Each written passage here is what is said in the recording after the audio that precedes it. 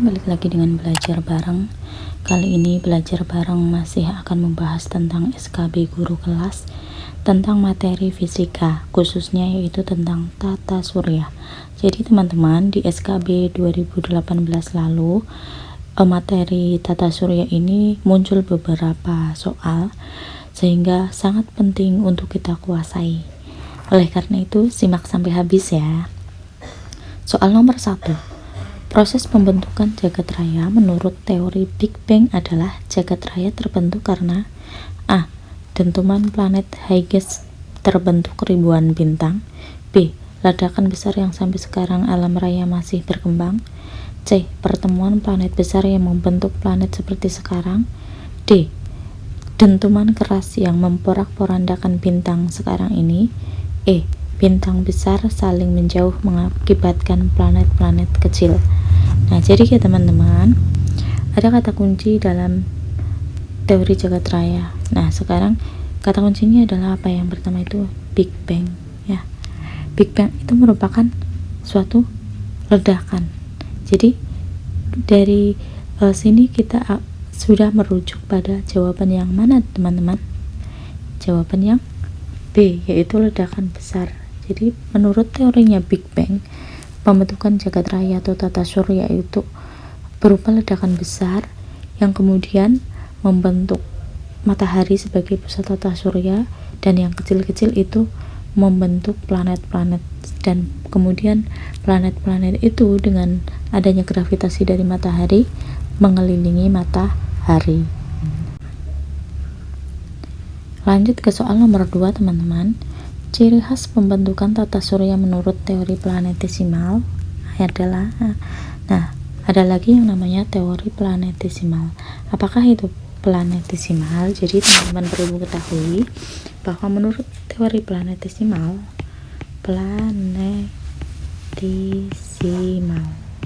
ya, kira-kira seperti ini teman-teman. Ini matahari ya. Matahari itu kan bintang panas. Kemudian suatu saat ada bintang besar juga itu mendekat ke matahari, sehingga menarik sebagian dari material matahari ya. Material matahari tertarik keluar. Nah, suatu saat ini pergi menjauh. Si bintang ini pergi menjauh. Maka material yang tadinya dari matahari ini akan terjatuh, menyusut menjadi planet-planet ya. Ini menjadi planet-planet ya, yang ada seperti sekarang ini. Nah, menurut teori ini berarti ciri khas pembentukan tata surya menurut planetesimal itu apa? A. Dalam kabut terdapat material padat kecil berhamburan. Ada kata kabut teman-teman. Nah, teori tata surya yang mengatakan bahwa tata surya itu berasal dari kabut itu ada sendiri, yaitu teori nebula ya. Teori nebula ini mengatakan bahwa tata surya berasal dari kabut besar, gumpalan kabut ya. Nah, yang B, planet berasal dari material matahari yang mengalami pasang. Apakah cocok dengan teori yang ini ya? Material matahari mengalami pasang karena tertarik oleh bintang lain yang mendekat. Nah, ketika bintang ini menjauh, maka si material ini yang udah keluar itu akan berjatuhan kemudian tertarik oleh gravitasi matahari sehingga berputar mengelilingi matahari sebagai planet. Jadi ciri khas pembentukan planetesimal adalah yang B. Lanjut soal nomor 3. Anggota tata surya yang mempunyai orbit paling lonjong adalah, ingat ya teman-teman, anggota tata surya itu ada matahari, kemudian planet, satelit ya, apalagi asteroid, komet,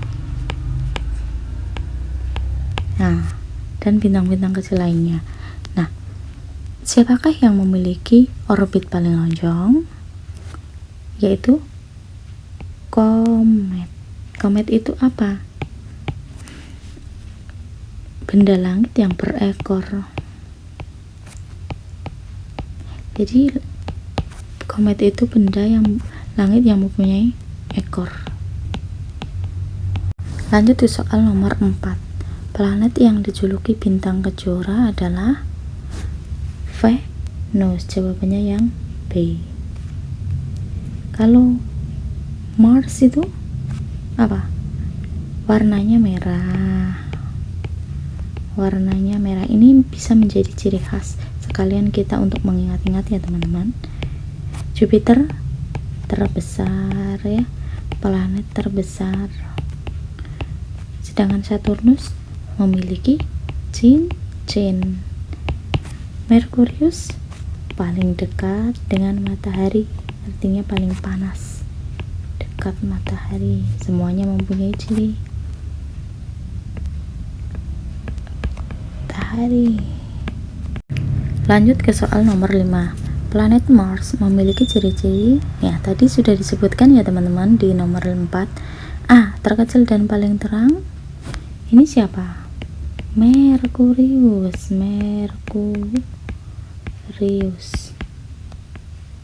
B. Dikelilingi oleh sesuatu yang berbentuk cincin. Ini siapa?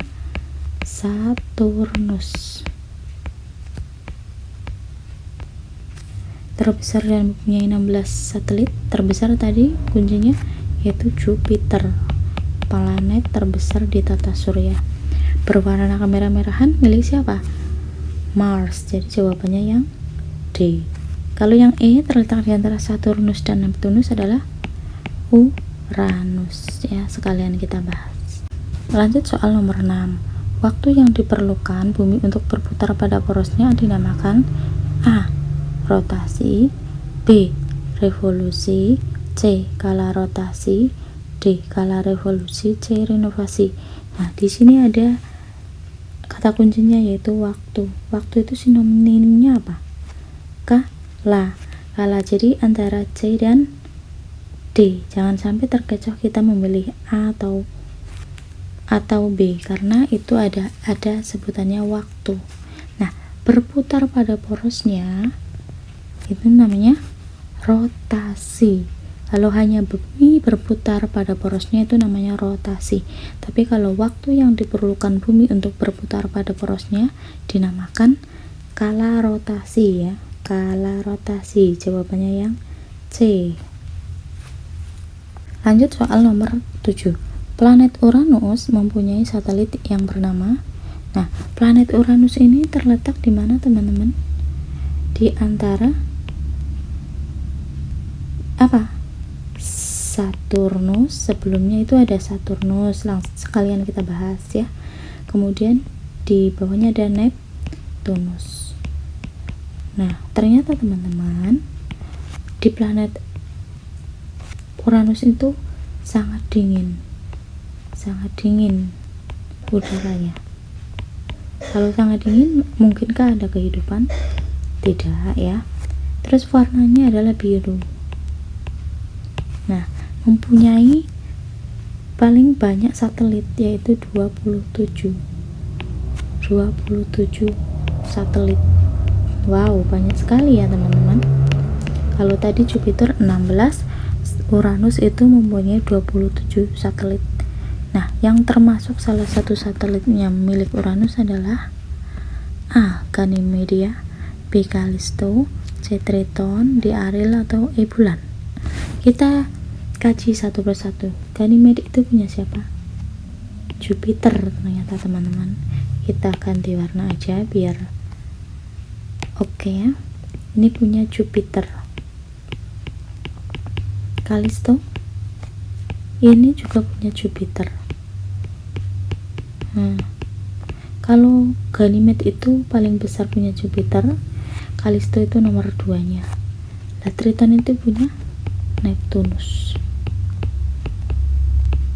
Neptunus. Ariel ini punya Uranus. Jadi teman-teman, planet satelit yang dimiliki oleh planet Uranus itu namanya nama-nama tokoh terkenal ya, nama orang seperti Ariel, Titan, itu miliknya Uranus untuk kita mengingat-ingat ya. Nah, kalau bulan itu milik siapa? Bumi. Nah, jadi jawabannya adalah yang D ya, milik Uranus itu adalah salah satunya Ariel.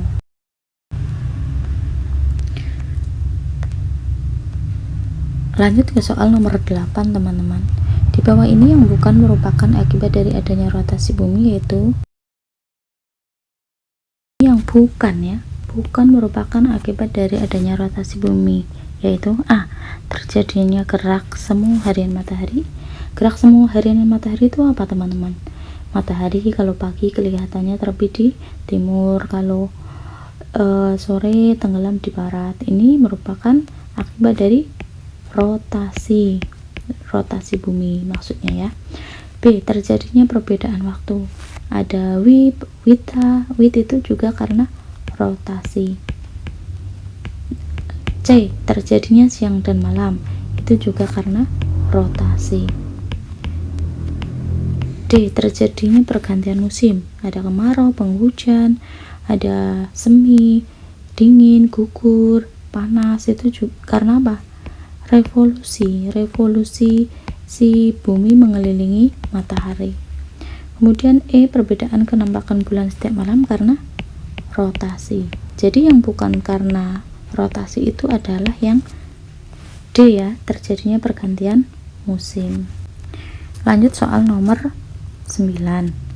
Titik terdekat bumi dengan matahari disebut A. Perihelium, B. Aphelium, C. Equilibrium, D. Helium, E. Kalium.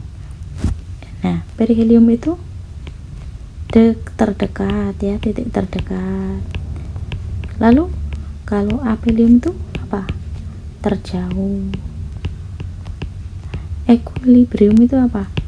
Titik keseimbangan ya, keseimbangan. Jadi teman-teman, kita sambil belajar yang lain, tidak terfokus hanya pada soal dan jawabannya ya. Kita mempelajari banyak kosakata yang kita temukan. Kalau helium sama kalium itu nama apa? Nama zat, unsur ya, zat unsur.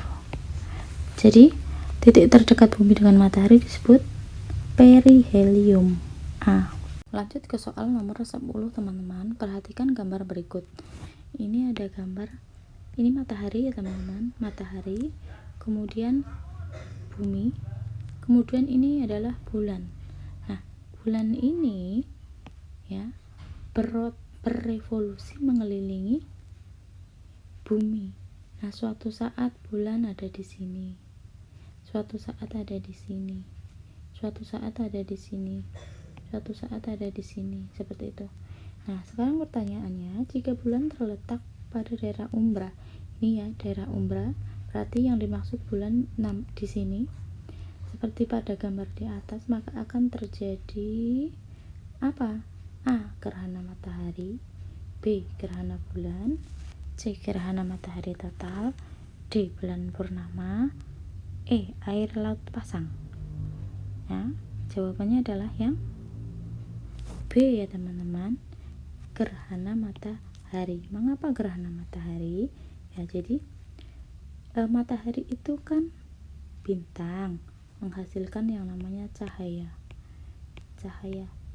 Nah, cahaya ini kan dipantulkan ya, dipantulkan ke bumi ya, bumi.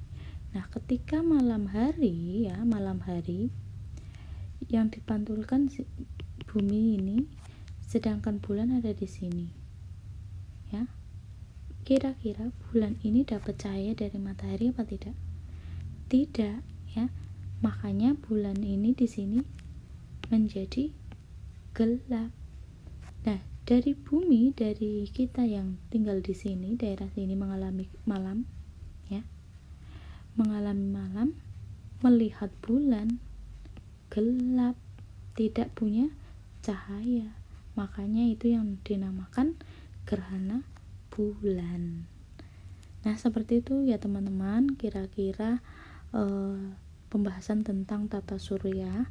Semoga bermanfaat. Jangan lupa klik like, share, dan subscribe.